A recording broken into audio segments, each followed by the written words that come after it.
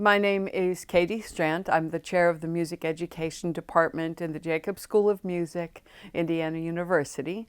I taught a course this past year that was a new course in our degree program called Inclusive Participatory Music Practices.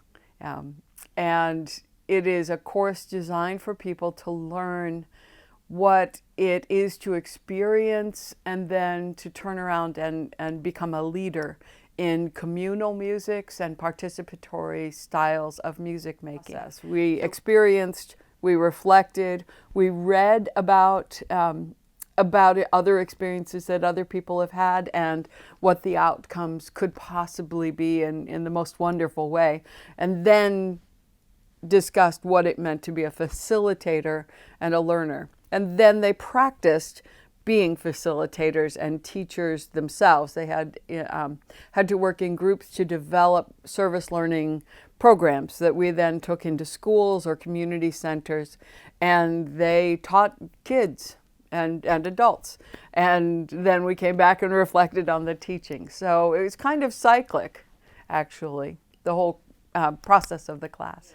I think participation in group works is always a challenge because it is so tempting for those people who are outspoken and who feel that discomfort if there is inertia.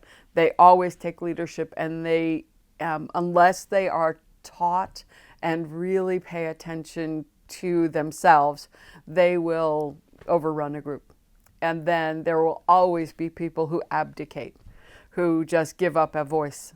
And unless they are taught to be aware of themselves, they will, either decide, well, I don't have a voice, so I'm not doing anything, or they will just follow the will of a more dominant personality.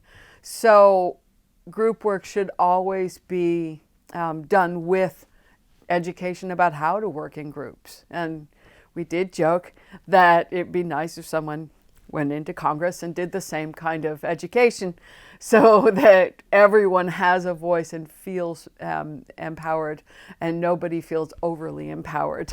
And so I think that that's always a challenge. And even at the best of times, there are some personalities that just have more difficulty in mixing than other personalities do. And it seems there's always one group that is in some sort of crisis.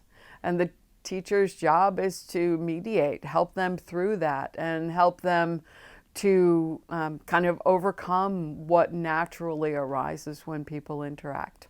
I think as a student of the cognition of learning and kind of what it means to be a learner,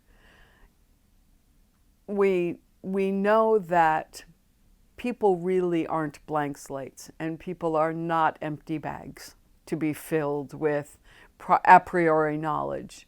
The reality of learning is that we make sense of whatever we encounter by thinking about it in relation to our own personalities and what we've already learned and what we think or imagine ourselves to be in the future. And with that in mind, and with such an unfamiliar subject to those students who are formally trained in music, I wanted to make sure that I wasn't just lecturing at them. I wasn't just telling them stuff like, you must learn to teach this, because I think that they would not take it very seriously. So I wanted to make sure that they really had to think deeply about the materials that we were engaging with, that they didn't just learn a song and go home, or learn a song in a particular sequence and then recreate that sequence with a different song, which is not a bad way of learning to teach, but it's only one way of learning to teach.